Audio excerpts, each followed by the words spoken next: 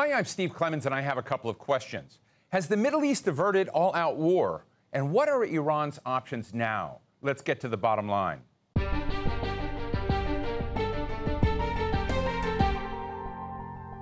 All eyes were on Iran this week, as no one could predict when or if it would respond to Israel's provocations earlier this month. Israel's assassination of the political head of Hamas, Ismail Haniyeh, in Tehran, and a senior Hezbollah commander in Lebanon threatened to push the region from the current level of war to a much larger conflict that could drag in U.S. forces directly. But by dangling the possibility of resumed ceasefire talks in Gaza, has the U.S. neutralized the possibility of an Iranian response? And will Hamas, Iran, and Iran's allies in the Middle East decide that it's better to keep their enemies guessing about their next move while delinking retaliation against Israel from the latest American effort on Gaza? Today, we're talking with Trita Parsi, Executive Vice President at the Quincy Institute for Responsible Statecraft and author of Treacherous Alliance, The Secret Dealings of Israel, Iran, and the United States. Trita, thank you so much for joining us. I want to ask you, Steve, how tense a time is this right now when we've had assassinations of the former Prime Minister of Palestine inside Iran, the killing of a significant Hezbollah commander? How fragile is this moment in the Middle East? You know, we've had a lot of fragile moments in just the last couple of years and plenty of very, very risky situations. But this, I think, is the most fragile, the most difficult one that I can think of for at least the last 15 or so years. When the Israelis choose to assassinate the political leader of Hamas in Tehran, only hours after they assassinated the Hezbollah commander, and the world was waiting to see what Hezbollah's response was. But even before Hezbollah managed to respond, the Israelis struck again. It sent a clear message, in my view, which is that the Israelis were quite willing to risk escalation and perhaps even desire it. And the question now, of course, is what the response will be from Iran, Hezbollah, and other actors in the region. Well, you've said that, and you've written in Time magazine, but you just said it again, that maybe the Israelis do not want a more stable situation. Perhaps this was done by design. This was done right after the inauguration of Iran's new president. What do you do? What does the United States do if it has a partner in Israel who's very, very focused on there being a wider war? Well, the Biden administration itself, at a time in unscripted moments, admitted that they do understand that Netanyahu has a political interest of prolonging and expanding the war. Because as I'm sure it's been covered on your show several times, a ceasefire deal will likely collapse Netanyahu's coalition government. Once he is out of government, no longer prime minister, his immunity is gone, and he will be charged for corruption. And he will likely end up in jail. So he has a clear personal interest in expanding and continuing the war. The question then is, of course, as you put it, what does the United States do? Well, Biden shouldn't do what he has been doing. What he has been doing is essentially show maximum deference to Netanyahu, even though he understands that Netanyahu's interest is quite clearly different from that of the United States. U.S. interest very clearly is not in favor of a further escalation in the region, and certainly not a war in the region that could drag the United States into it. The question is, of course, then, at what point will Biden show the backbone to actually use the leverage that the United States does have, but that he has chosen not to use thus far, to actually press the Israelis to back off, which is, of course, arms shipments to Israel. Without those arms shipments, the Israelis would not be able to continue the war. According to one Israeli general, they would have to halt the war within 5 days if the United States stopped providing the ammunition and additional weapons. I'm interested in this political equation of so-called leverage that we seem in the United States unwilling to use. Why do you think that is? I think Biden made a very strategically flawed calculation from the outset when he bear-hugged Netanyahu, locked himself to Netanyahu's strategy, presuming that Netanyahu would show a degree of reasonableness and presuming that by showing this degree of support to Israel, he would actually gain support within Israeli society, which would then make it more difficult and costly for Netanyahu to oppose Biden or to act against Biden's wishes, which is a completely flawed calculation. Instead, it has led to a situation in which Biden is continuously reacting to Netanyahu, and Netanyahu is in the lead all the time. Let me also mention why I think this strategy that Biden chose has actually fueled escalation in the region in and of itself. If you're sitting in Tehran right now, your key objective is to prevent the Israelis from doing this again. You want to establish some sort of deterrence. They're not looking for a full-scale war. If they were, they had plenty of opportunities to start it. They have refrained from doing so. Even the strikes in April were very clearly designed not to lead to a larger war. Now, how do you then stop the Israelis from being able to do this again? Well, either you have the United States restrain Israel and prevent it from doing so again, given the leverage the U.S. has, or the Iranians are going to have to rely on deterrence, which in and of itself is extremely risky and can cause a broader war. With Biden having shown now for 10 months that he is unwilling to restrain Israel, this leaves the Iranians then with only one option left, which is figure out how they can restore deterrence, how they can strike back without causing a war. If there had been clear evidence that Biden actually is willing to restrain Israel, I think the calculation on the Iranian side would be quite different. Now, there are some efforts going on right now for a last-ditch effort for a ceasefire. There is a certain likelihood that the Iranians will refrain from retaliating if there is a ceasefire. But all of this could have been much, much easier. Not easy, but much easier if there was a factor in this equation, which was, yes, the United States actually is a responsible actor and can restrain Israel when Israel clearly is acting in ways that are escalatory. Some people would begin to say, maybe Iran, as you've just said, doesn't want a full-on war, but does it run the risk of looking like a paper tiger to its allies, that it's not delivering to its proxies and allies by appearing weak when compared to Israel? I think this is an absolutely crucial factor in Tehran's calculations. When you take a look at the conduct of some of its partners in the axis of resistance, as they call themselves, you know, it's been clear for the last 10 months, there's a lot of complaints, many of them publicly, by them, particularly the Houthis, but also Iraqi and Syrian militias, who believe that Iran has been, A, showing too much restraint itself. They did not believe in the strategy of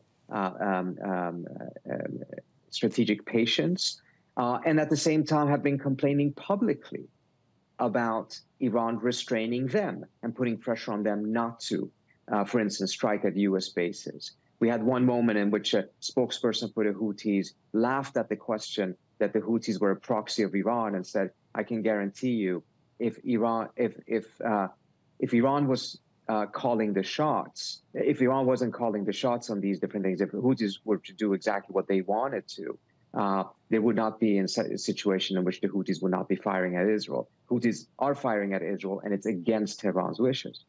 Now, that strategy, nevertheless, have had some benefits for the Iranians, and they have evaded what they clearly don't seem to want, which is a direct confrontation with the U.S.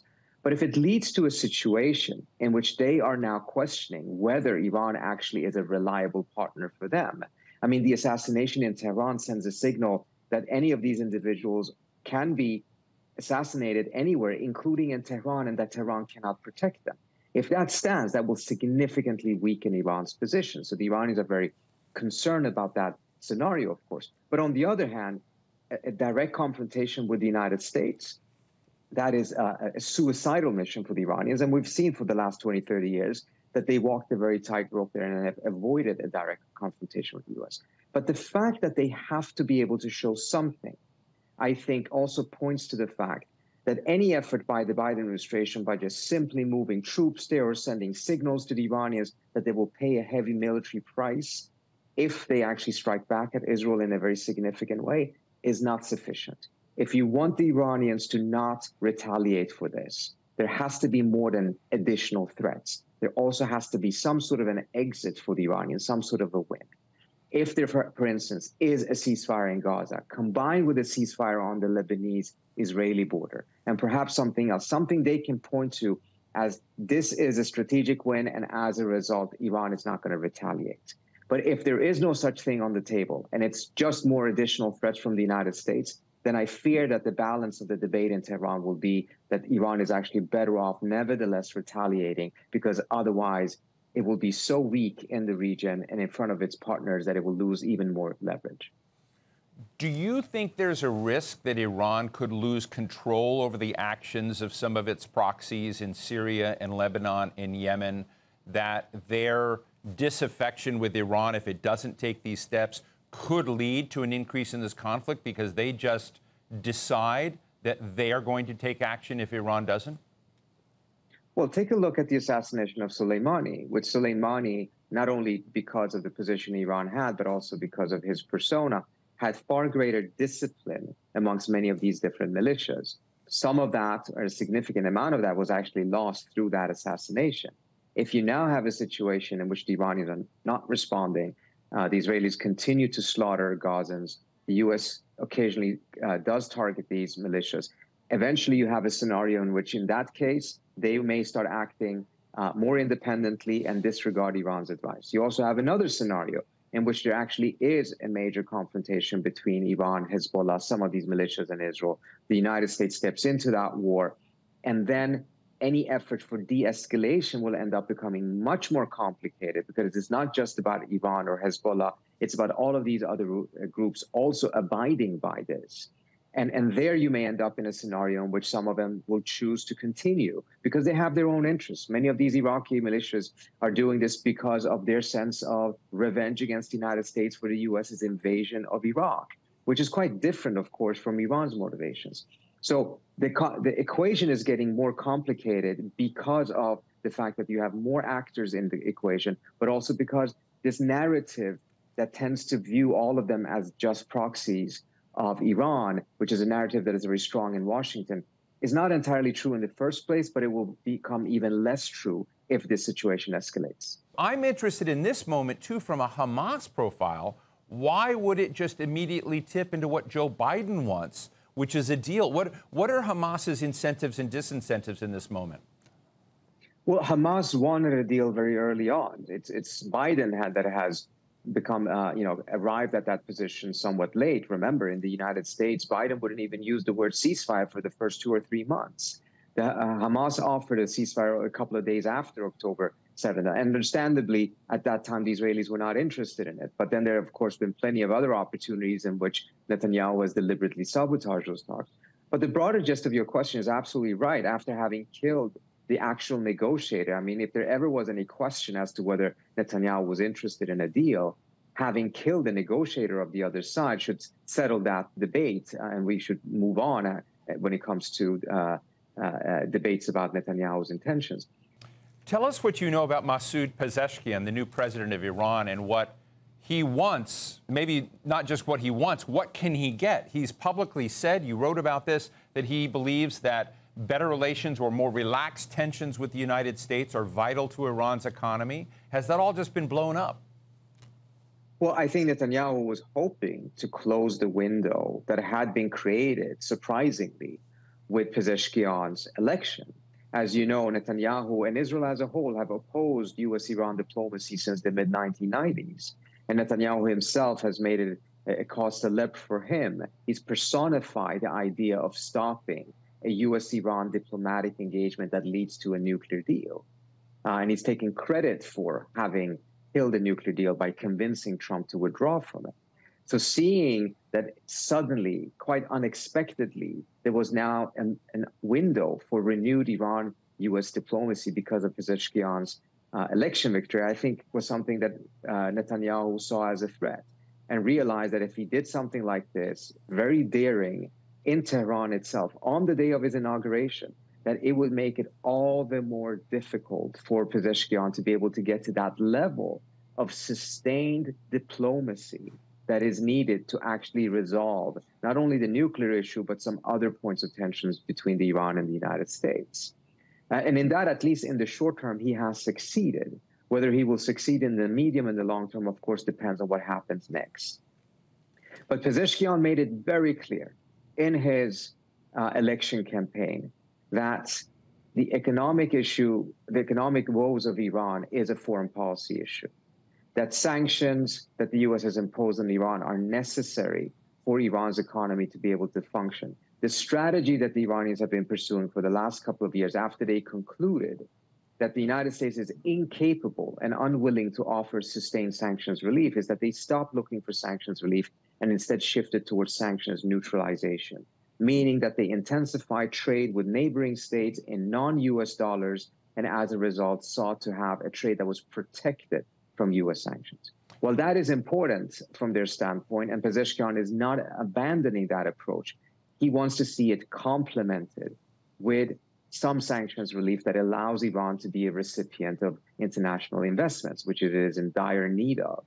But that cannot happen unless there is at least some sort of an agreement between the United States and Iran. And his entire presidency may crash over this issue. Trita, I don't know whether you have good inroads into what the average Iranian citizen is feeling at this moment.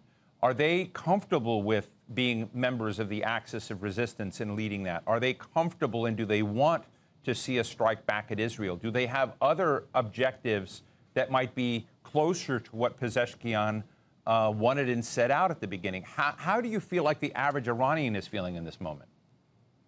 Well, the issue is that there is no such thing as an average Iranian. This is a society that is quite divided along these lines. You definitely have a segment of society that believes that what is happening between Israel and Palestine in general, perhaps their views have changed a little bit, mindful of the genocide going on. But in general, they tend to be sympathetic to the Palestinians quite overwhelmingly, but don't believe that that is Iran's fight to engage in, and are quite critical of their perception of how much money Iran is spending on some of these different groups, and don't see this axis of something to be proud of. But you have another segment of society as well that feel quite strongly about these issues, whether it's because of religious issues or ideological reasons, but also a very clear segment of society that perhaps transcends these both groups that also understand that Iran is in a neighborhood famously that is quite tough. They see an America that is very hostile. Yes, Iran is hostile to the United States as well, but there's a very important data point here. Iran did sign the JCPOA. Iran agreed and lived up to the Iran nuclear deal. The United States was the party that withdrew from it. And I think that poked a huge hole in the idea that all of this enmity is just simply because of the radicalism of the United States, of the Islamic Republic. That certainly is a factor. But you also have another factor, which is that hostility towards Iran tends to be politically attractive for politicians in the United States. Obama proved himself to be a major exception. And on top of that, you also saw things such as when ISIS emerged, in which Iran's investment in some of these groups proved crucial in defeating ISIS. And after ISIS showed such a strong anti-Shia sentiment and killed such a large number of Shias, a lot of people inside of Iran also recognized that they would be coming against Iran at some point had it not been for Iran developing these relations with these different tribal groups and being able to stop ISIS before it even reached Iran's borders. So it's a complicated picture in the sense that it is not as simplistic as the narrative in Washington is, in which these are just radical groups and it's completely unnecessary for Iran to have any involvement or support for them. Now we've got a Democratic National Convention coming up in Chicago shortly after the resumption of ceasefire talks. And I'm interested in the timing. How important an equity is it to Kamala Harris, Vice President of the United States, running for President of the United States, to demonstrate a progress in defusing this war and conflict, and also beginning to focus on the plight of Gazans who've been dislodged and so many killed in this conflict? I think it's absolutely crucial. Now, of course, she is not in charge of policy at this point. There's only one president at a time. But this is, of course, a very unusual situation. Biden did not resign voluntarily. It's quite clear that he had to be pressed immensely before he eventually yielded. So I'm so sure that there's quite a lot of disarray and tensions in the White House right now, exactly where the balance of the policy should be. But from Harris's standpoint, it is crucial to be able to show some degree of progress. Because if she is faced with the same situation as Biden in terms of just continuing the Biden policy, but just sprinkling nicer words and tone and rhetoric around it, that may work for a week or two, but it's there's clear signs already that it's not working long enough. People want to see a policy change. And the uncommitted movement that have proven crucial in certain states, particularly Michigan, are not going to become recommitted just because of a tone and rhetorical change. They will require policy shifts. And while it's difficult for Harris perhaps to make too strong promises on that ground, if she can point to progress that is happening right now and perhaps even take some credit for it, that I think can go a very long way in injecting the type of confidence that is needed for a lot of those voters to come back to her. And I think it would be a huge mistake from her end to calculate that she has just generated so much energy in the campaign right now, and she has, that it is sufficient and she doesn't need some of these communities. She definitely does need them, particularly in certain states. And beyond that, it's actually also good for herself because she does not want to enter the White House in case she wins with this crisis still in an escalatory stage. Do you think they're in a box, Trita, with Prime Minister Netanyahu of Israel, in the sense that if there is a shift away from him at some point to a different government, whether it's headed by Benny Gantz or others, has their alliance and their steadfast support of Israel's actions thus far locked them into Netanyahu's crafted side, created an inability to shift?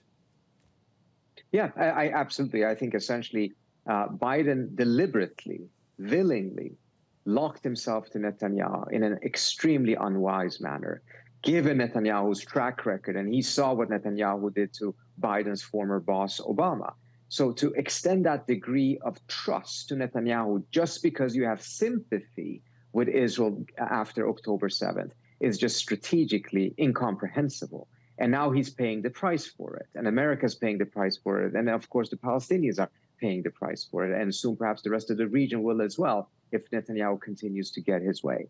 Harris needs to unlock herself from Netanyahu, but also unlock herself from this broader approach towards Israel, which is that there is this knee-jerk deference and then thinking and decision-making afterwards. That is not going to work because Israel is right now the country, the partner of the United States that is most likely to drag the United States into another war in the Middle East.